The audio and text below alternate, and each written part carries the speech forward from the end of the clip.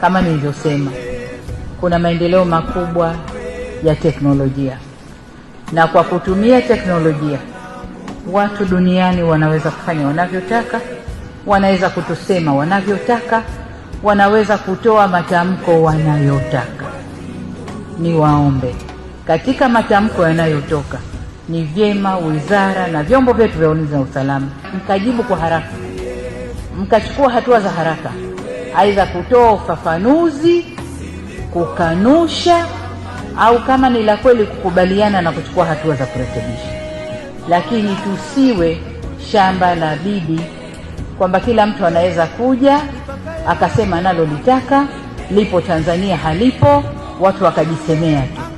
Lakini la pili, tumeanza kuona mtiririko au mwenendo wa wanaharakati ndani ya region yetu hii kuanza kuvamia na kuingilia mambo yetu huko.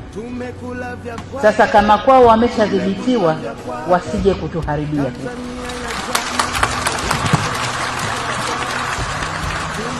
Tusitoe nafasi.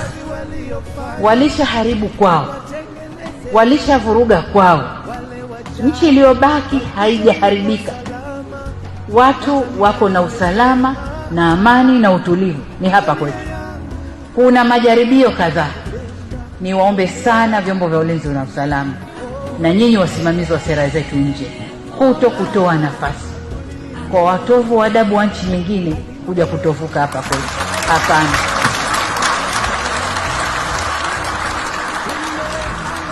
Nimeona klipu kadhaa za kunisema niko bias na nini. Ninalofanya ni kulinda nchi yangu, na ndio wajibu niliopewa. Kwa hiyo hatutatoa nafasi kwa kiumbe yoyote kuja kutuvurugia hapa, awe yupo ndani au anatoka nje. Hatutatoa hiyo nafasi.